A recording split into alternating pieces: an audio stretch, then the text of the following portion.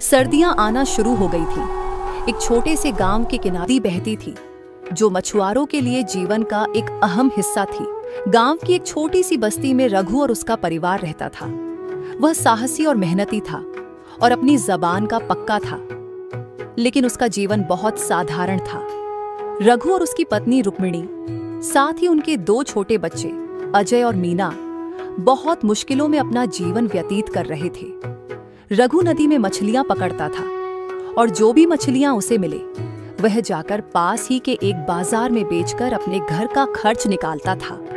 रघु और उसके परिवार की जिंदगी पूरी तरह से मौसम और नदी की मछलियों पर निर्भर करती थी। लेकिन सर्दियों के आने पर रघु और उसके परिवार की स्थिति और भी खराब हो जाती थी। नदी का पानी ठंड के कारण धीरे धीरे जमने लगता था और हवा भी बहुत तेज हो जाती थी। इसी कारण रघु और उसकी पत्नी ठंड के बारे में सोचकर परेशान हो रहे थे। रघु अपनी पत्नी से कहता है, भाग्यवान, लगता है इस बार भी ठंड बहुत बढ़ने वाला है। पता नहीं मछलियां पकड़ भी पाऊंगा या नहीं। उसकी पत्नी उसकी बात सुन के बोलती है, अरे आप इतना चिंता मत करिए, भगवान पर भरोसा रखिए। वह दिन भी आ गया जब ठंड ने अपने सारे रिकॉर्ड तोड़ दिए। दिसंबर का महीना था और ठंड की लहर ने पूरे गांव को अपनी गिरफ्त में ले लिया। लेकिन बेचारे रघु को इतनी सर्दी में भी नदी में जाकर मछलियां पकड़नी थी। अगर वह नहीं जाता तो उसे और उसके परिवार को भूखा रहना पड़ता। यह ठंड का मौसम उसके लिए चुनौती भरा था, पर अपने परिवार के पेट की खातिर वह हर मुश्किल को सहने के लिए तैयार था। ऐसे ही एक दिन रघु मछलियां पकड़ने के लिए निकलने वाला था। तभी रुक्मिणी ने रघु से कहा, ए जी, ठंडी की मौसम आ गया है, बाहर इतनी ठंड है, आप नदी में मत जाइए। कुछ और काम क्यों नहीं कर लेते इन सर्दियों में? इतनी ठंड में बाहर मत जाइए ना, सेहत पर बुरा असर पड़ेगा। तभी रघु ने रुक्मिणी से कहा, अरे भाग्यवान, अगर मैं मछलियां नहीं पकड़ूंगा तो परिवार कैसे चलेगा? मुझे मछलियां पकड़ने के सिवा और कुछ काम भी तो नहीं आता।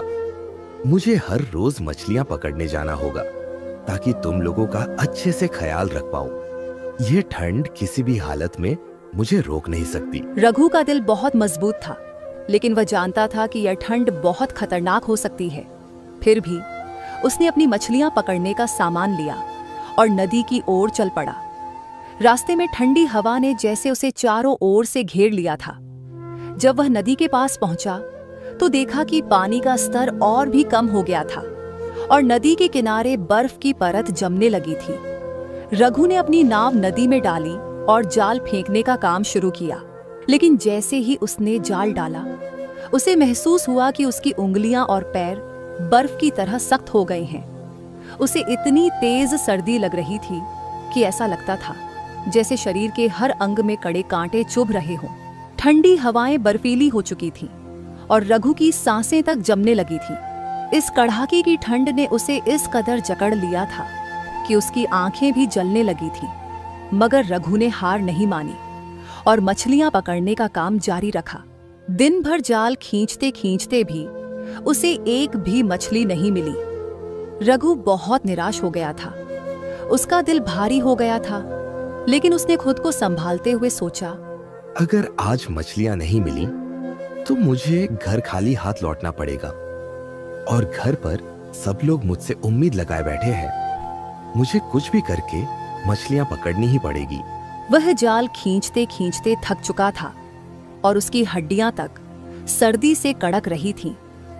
वह अपनी नाव में बैठकर कुछ देर आराम करने लगा, लेकिन यह सोचकर वह फिर से उठा, अरे नहीं, अगर इस ठंड में बैठा रहूंगा तो यह बर्फ मेरा शरीर और कमजोर कर देगी।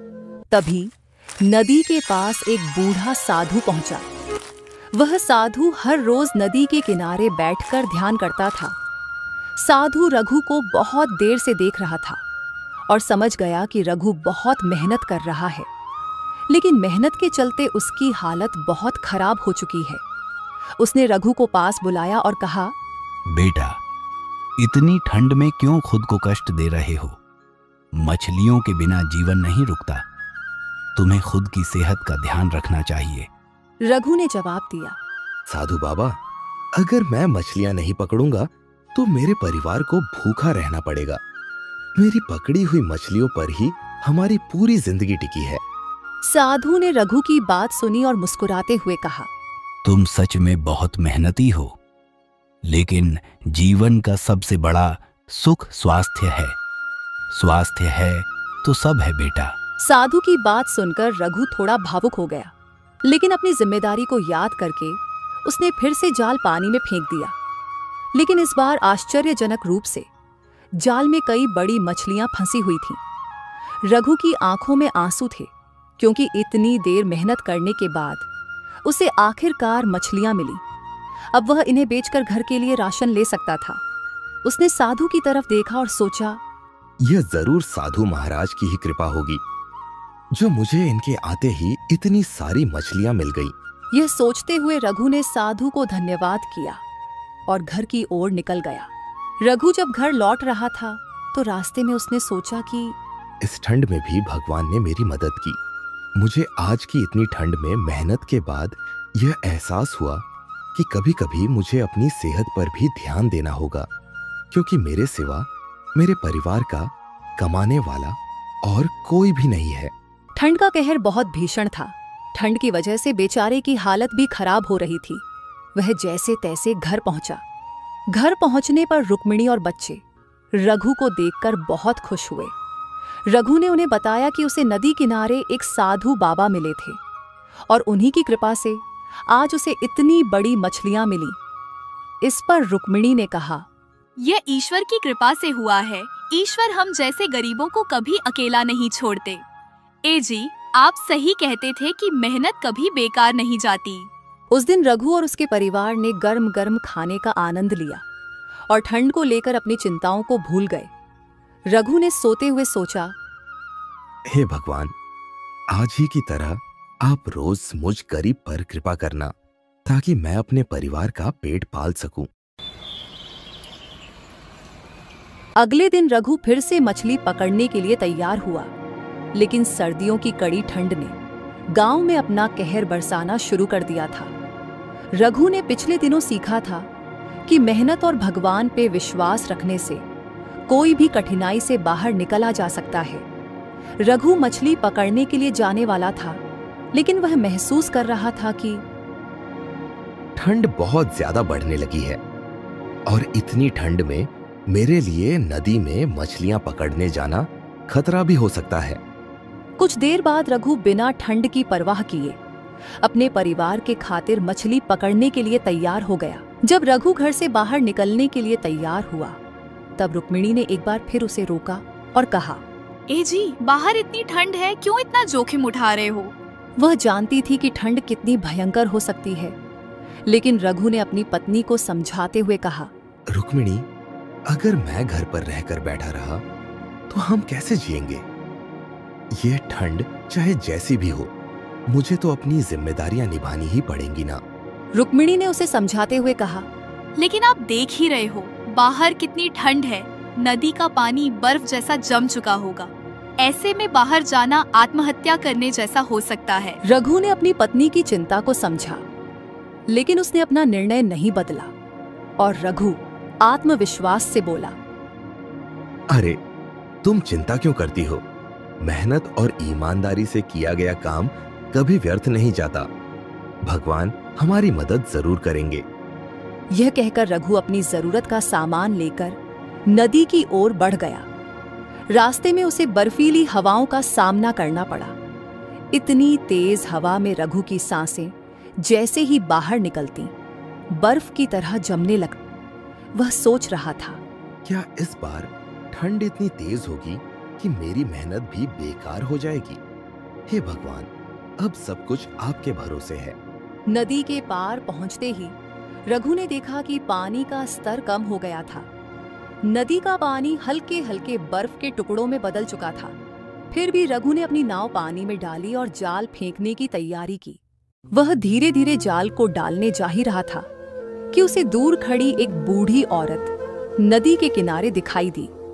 रघु उसके पास नाव लेकर गया और उस बूढ़ी औरत को गौर से देखा और पाया कि बूढ़ी औरत ठंड से कांप रही थी। उसकी आंखों में बहुत गहरी उदासी और थकान थी। रघु उसकी ओर बढ़ा और उसकी मदद करने के लिए पूछा, अरे चाची, क्या आप ठीक हैं? आप इतनी ठंड में यहाँ क्यों खड़ी हुई है? महिला ने बहुत ही धीमी आवाज में कहा। बेटा, मैं बहुत थक गई हूँ। मेरा घर नदी के दूसरे किनारे के पास है और इस ठंड में मैं वहाँ नहीं जा सकती। रघु ने महिला की हालत देखकर बिना कोई समय गवाए उसे अपनी नाव में बैठने के लिए कहा। महिला की हालत देखकर रघु को एहसास हुआ कि उसे तुरंत बूढ़ी औरत की मदद करनी चाहिए। रघु ने सोचा, अगर इस बूढ़ी औरत की सही समय पर मदद नहीं की तो शायद ये बूढ़ी औरत मर भी सकती है। रघु ने महिला को नाव में बैठाया और कहा, चाची, आप चिंता मत कीजिए, मैं आपको नदी पार करा दूंगा, आप आराम से बैठ जाइए। रघु बूढ़ी औरत को यह बोल के नदी पार कराने ले गया और साथ ही वह दुखी मन से सोचने लगा, हे भगवान, इस बूढ़ी औरत को भी मदद की जरूरत है और इधर कुछ समय के बाद शाम भी हो जाएगी और मैंने अभी तक एक भी मछली नहीं पकड़ी। पता नहीं आज का गुजारा कैसे होगा। यही सब सोच सोच के रघु धीरे धीरे अपनी नाव को नदी के पार ले जाने की कोशिश करने लगा।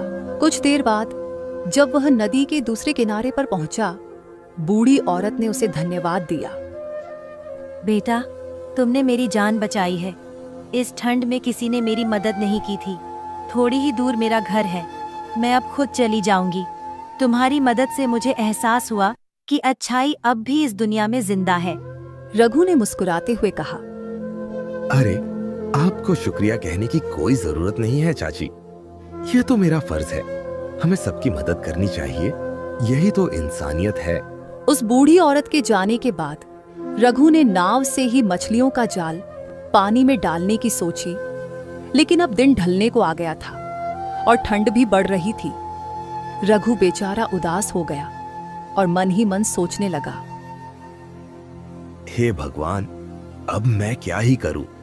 घर का राशन भी खत्म होने को है और लगता है आज कुछ भी कमाई नहीं होगी। मैंने तो एक भी मछली नहीं पकड़ी। बेचारा रघु उदास मन से खाली हाथ घर की ओर निकला। जब रघु घर पहुंचा तो रुक्मिणी और बच्चे उसे देखकर खुश हो गए। रघु का उदास चेहरा देखकर रुक्मिणी समझ गई कि आज रघु खाली हाथ लौटा। रुक्मिणी तुरंत रघु से बोली, ए जी, क्यों इतना उदास चेहरा बना रहे हो? अभी घर का राशन खत्म नहीं हुआ है, हम जैसे तैसे आज की रात निकाल लेंगे। ये बात सुनकर रघु को थोड़ी राहत मिली। रघु ने रुक्मिणी को सारी बात बताई कि उसने आज पूरा दिन क्या किया और आज उसे आज खाली हाथ क्यों लौटना पड़ा। रुक्मिणी ने कहा, आपने बहुत अच्छा किया, आपकी मदद से उस बेचारी बूढ़ी औरत की जिंदगी बच गई। अगले दिन रघु फिर से मछली पकड़ने के लिए नदी में जाने के लिए तैयार होता है। आज थोड़ी पिछले दिनों के मुकाबले ठंड कम थी और यह देखकर रघु के मन में थोड़ी उम्मीद आ रही थी और रुक्मिणी भी यह देखकर जैसे तैसे घर में बचा हुआ कुछ खाने का सामान उसे देकर भेज देती है। रघु ये सब लेकर मछली पकड़ने निकल जाता है और मन ही मन सोचता है, पता नहीं भगवान आज क्या परीक्षा लेगा। जो भी हो, बस घर चलाने लायक कुछ जुगाड़ कर देना भगवान। यह सोचते सोचते रघु नदी किनारे आ जाता है और अपनी नाव लेकर मछली पकड़ने नदी के बीच में चला जाता है। कुछ समय की कड़ी मेहनत के बाद रघु ने ढेर सारी मछलियां पकड़ ली। थोड़ी देर बाद रघु खुशी खुशी मछलियां लेकर घर की ओर निकलता है। तभी उसके सामने वही साधु बाबा आ जाता है और रघु से बोलता है, बेटा, क्या तुम मुझे अपनी मछलियां दे सकते हो? मेरे आश्रम के बच्चे भूखे हैं और मैं उन लोगों के लिए आज कुछ भी खाने का बंदोबस्त नहीं कर पाया। साधु महाराज की बात सुनकर रघु बड़ी परेशानी में पड़ गया था। अब बेचारा करता तो क्या करता? रघु सोचने लगता है, यह तो वही साधु महाराज है जिन्होंने मेरी एक दिन मदद की थी। अब मैं उनकी बात को मानने के सिवा और कुछ भी नहीं कर सकता, नहीं तो मुझे पाप लगेगा। लेकिन मुझे अपने घर की भी तो चिंता करनी होगी। रघु ये सब सोच ही रहा था, तभी साधु बोला, बेटा, तुम मुझे थोड़े से मछलियां दे दो। पूरी की पूरी देने की जरूरत नहीं है, तुम्हें भी तो अपना घर चलाना है। यह सुनकर रघु को थोड़ी सी राहत मिली और वह अपनी मछलियां साधु महाराज को देकर अपने लिए कुछ मछलियां ले गया। असल में साधु रघु को परख रहा था। साधु रघु को हमेशा नदी में कड़ी मेहनत करते हुए देखता था और इसीलिए साधु रघु की कुछ मदद करना चाहता था। लेकिन बिना यह जाने कि रघु अच्छा इंसान है या बुरा, साधु रघु की मदद नहीं कर रहा था। साधु देखना चाहता था कि रघु के मन में दूसरे के लिए कितनी उदार भाव रखता है। रघु के घर लौटते ही रुक्मिणी बोली, ए जी, अच्छा हुआ आज खाली हाथ नहीं लौटे, कुछ तो मिला आखिरकार। पर आप ये आज मछलियाँ बेचने बाजार क्यों नहीं गए? तभी रघु ने रुक्मिणी से कहा, अरे भाग्यवान, इतने से मछलियां कहाँ बेचने ले जाऊं? वैसे भी घर में कुछ तो राशन है ही, और आज साथ में ये मछलियां ही पका के खाते हैं। और ऐसे ही रात को सब लोग एक साथ खाना खाकर सो गए। ऐसे ही कुछ दिन बीत जाने के बाद एक दिन सुबह जब रघु और उसकी पत्नी नींद से उठे तो उन्होंने देखा कि बहुत जोर की बारिश हो रही थी और बारिश के कारण ठंड मानो 2 गुना बढ़ गई हो। दोनों बारिश को देखकर थोड़े निराश जैसे लग रहे थे और तभी रघु उदासी भरी आवाज में बोला, अरे भाग्यवान, ये सब क्या हो रहा है हमारे साथ? हर दिन हमारी समस्या बढ़ती ही जा रही है। इतनी मुश्किल क्या कम थी जो आज बारिश भी हो गई? अब इतनी ठंड में मैं कैसे मछलियां पकड़ने जाऊंगा? कल तो जैसे तैसे मैंने कुछ इंतजाम किया था, लेकिन आज मैं क्या करूं? रुक्मिणी रघु की बातें सुनकर थोड़ी भावुक हो जाती है और बताती है, आप यूं उदास मत होइए ना, भगवान पर भरोसा रखिए। ऐसे ही दोनों उदासी से भरे मन से एक दूसरे से बात कर रहे थे और पूरा दिन बारिश होती रहती है और शाम भी होने को है। तभी वही पहला वाला साधु बारिश से बचने के लिए उनके चौखट पर आ गए और फिर साधु ने उन दोनों से रात बिताने के लिए आश्रय मांगा। बच्चों, क्या मैं आज की रात यहाँ रुक सकता हूँ? क्योंकि बारिश तो रुकने का नाम ही नहीं ले रही और ऊपर से बाहर बहुत ठंड भी है। साधु मानो फिर से रघु की परीक्षा लेने की मंशा से उसके घर पर आया था और तभी रघु साधु की मदद करने के लिए मान जाता है। अंदर आइए साधु महाराज, बाहर बहुत बारिश हो रही है और ठंड भी बहुत है। लेकिन रुक्मिणी थोड़ा हिचकिचाती है और मन में सोचती है, एक तो घर में राशन भी कम है और खाली बिस्तर भी नहीं है और अब साधु महाराज आ गए। फिर भी रुक्मिणी रघु की वजह से मान जाती है और साधु को अंदर बुलाती है। रघु के घर में राशन भी खत्म होने लगा था और आज तो बारिश की वजह से रघु मछलियां भी पकड़ने नहीं जा पाया और बच्चों के चेहरे पर भी भूख की लकीरें साफ झलक रही थीं। रुक्मिणी ने रघु से कहा, ए जी, घर में तो राशन भी खत्म होने को है और आपने साधु महाराज को भी यहाँ बुला लिया। इतने लोगों का खाना कैसे जुगाड़ हो पाएगा? रघु चिंतित आवाज में बोला, अरे भाग्यवान, जो कुछ भी है उसे ही परोस दो। हम मिल बांट के खा लेंगे और अगर खाना कम पड़े तो हम लोग नहीं खाएंगे। तुम बच्चों और साधु महाराज को ही दे देना।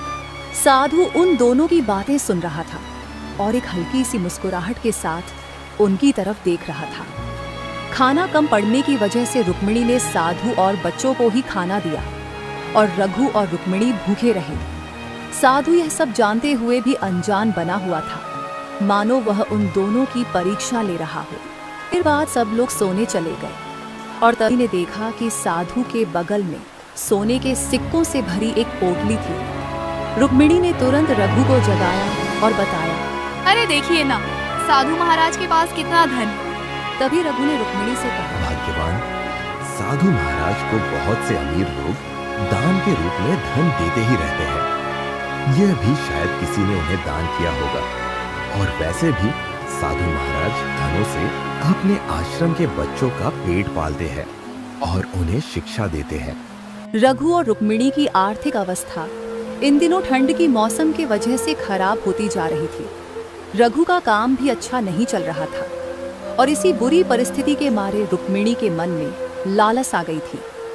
रुक्मिणी ने रघु से कहा, ए जी, थोड़ी सी सिक्के हम रख लेते हैं, साधु महाराज को पता नहीं चलेगा और हमारी भी थोड़ी सी जरूरत पूरी हो जाएगी। वैसे भी साधु महाराज को इतना धन की आवश्यकता नहीं होती होगी। रघु थोड़ा गुस्से में रुक्मिणी से कहा, अरे तुम क्या पागल हो गई हो? ये क्या करने की सोच रही हो? हमें पाप लगेगा।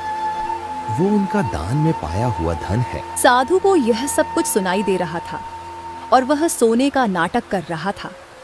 कुछ देर बाद रुक्मिणी के बहुत समझाने पर रघु आखिरकार बुरी परिस्थितियों के चलते रुक्मिणी की बात मान लेता है और दोनों चुपके से कुछ सिक्के रख लेते हैं। ऐसे ही कुछ देर बाद सुबह हो जाती है और साधु उन दोनों से विदा लेकर निकल जाता है। रघु भी कुछ देर बाद मछलियां पकड़ने के लिए नदी की ओर निकल जाता है। ऐसे ही कुछ दिन बीत जाते हैं। साधु से चुराए हुए सिक्कों से रघु और उसके परिवार की जिंदगी थोड़ी बेहतर हो गई थी और धीरे धीरे ठंड भी कम हो रही थी। रघु अब रोज बिना मुश्किल के 2-4 मछलियां पकड़कर लाता था और बाजार में बेच देता था। ऐसे ही उनकी जिंदगी खुशी से चल रही थी। एक दिन रघु मछलियां पकड़ने नदी जा रहा था और तभी रास्ते में उसे साधु दिखाई दिया। साधु को देखकर रघु थोड़ा घबरा गया और वहां से भाग आया। साधु यह सब देख लेता है और रघु को देख के साधु के चेहरे पर एक हल्की सी मुस्कुराहट होती है। कुछ समय बाद रघु घर लौटकर देखता है कि रुक्मिणी बहुत घबराई हुई है। रघु ने तुरंत रुक्मिणी से पूछा, अरे भाग्यवान, क्या हुआ? क्यों इतना घबराई हुई हो? रुक्मिणी ने घबराई हुई आवाज में कहा, अरे देखिए ना, क्या हो गया हमारे बेटे को? ये कुछ भी नहीं बोल रहा है और उठ भी नहीं रहा। रघु का बेटा अजय बहुत बीमार था और वह बिस्तर पर लेटा हुआ था, कुछ भी नहीं बोल रहा था। तभी रुक्मिणी बोलती है, ए जी, आप जल्दी जाइए ना, वैद्य जी को बुलाकर लाइए। रघु दौड़ते हुए वैद्य जी को बुलाकर लाता है और वैद्य जी अजय को देखकर बोलते हैं, अरे रघु, ये बहुत बीमार है, इसका इलाज यहाँ नहीं हो पाएगा। उसको जल्दी से शहर ले जाओ इलाज के लिए। मुझे तो इसकी बीमारी ठीक से समझ ही नहीं आ रही है। दिखने में तो ठीक जैसा लग रहा है, लेकिन अंदर से ये बहुत बीमार है। वैद्य जी की बात सुनकर दोनों चिंता में पड़ गए। दोनों ने सोचा कि अपने बेटे को शहर के अस्पताल में ले जाएं, लेकिन उनके पास इतना पैसा नहीं था। रुक्मिणी बोली, ए जी, आप जाओ ना, किसी से उधार मांग के लाओ, नहीं तो हमारे बेटे का इलाज नहीं हो पाएगा। रघु तुरंत गांव में अपने पड़ोसियों से उधार मांगने के लिए गया। कहीं से भी वह पैसे का बंदोबस्त नहीं कर पाया। किसी के पास पैसे नहीं थे तो कोई उसे पैसे उधार नहीं देना चाहता था। रघु उदास मन से घर लौटा। रुक्मिणी ने रघु को देखकर तुरंत पूछा, क्या हुआ? पैसे मिले या नहीं मिले? रघु उदासी भरी आवाज में बोला, नहीं भाग्यवान, मैंने बहुत कोशिश की, लेकिन मैं पैसे जुटा नहीं पाया। कुछ समय तक कहीं से भी पैसे का बंदोबस्त नहीं होने पर रुक्मिणी के मन में साधु का ख्याल आया और रुक्मिणी बोली, ए जी, आप जल्दी से जल्दी जाकर साधु महाराज से कुछ उधार लेके आइए ना। रघु गुस्से में बोला, साधु से? अरे क्या कह रही हो? साधु से कैसे उधार मांगने जा सकता हो? और वैसे भी साधु से जो सोने के सिक्के हमने चुराए थे, उसी का पाप हमारे बेटे को लगा है। वो कहते हैं ना, माँ बाप के पाप बच्चों को लगते हैं। दोनों ये सोचते हुए हताश हो गए और उन्होंने अपने बेटे की ओर देखा। अपने बेटे की हालत देखकर उनसे रहा नहीं गया और फिर कुछ समय बाद दोनों आपस में बात करके साधु महाराज से उधारी मांगने के लिए निकल गए। बीमार बेटे को छोड़कर उन्होंने अपनी बेटी से कहा कि वह अपने भाई का ख्याल रखे।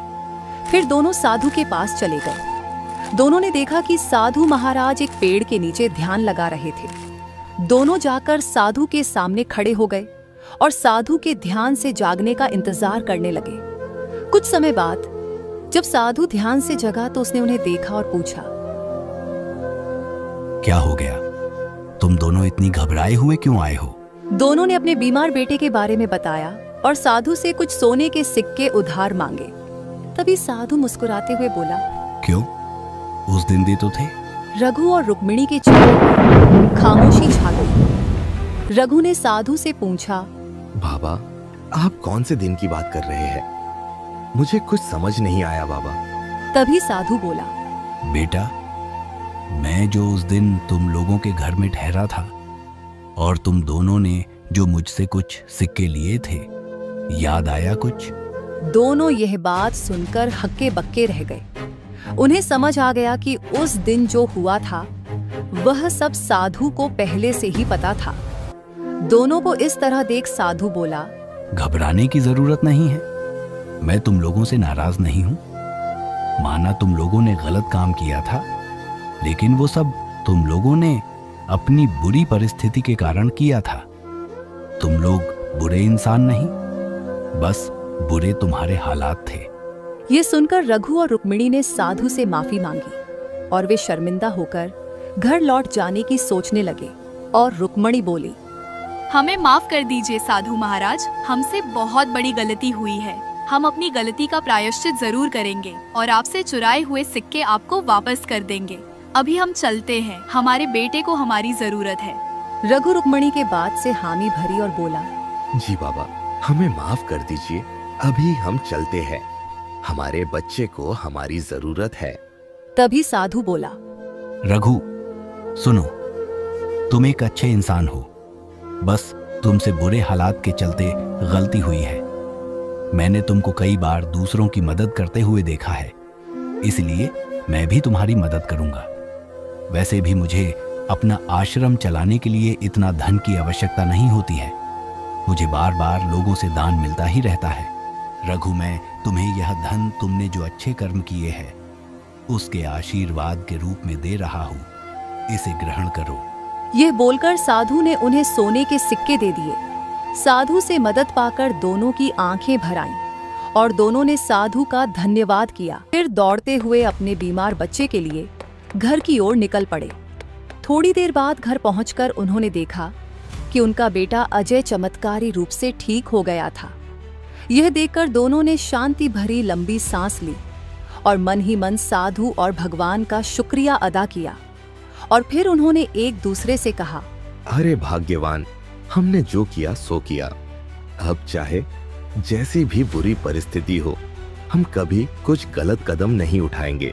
हाँ जी, हम कभी वैसा पाप दोबारा नहीं करेंगे, नहीं तो हमारे पापों की सजा हमारे बच्चों को मिलती है। ऐसे ही रघु और रुक्मिणी साधु के दिए हुए सिक्कों से और मेहनत करके अपने बाकी का जीवन खुशी से बिताने लगे।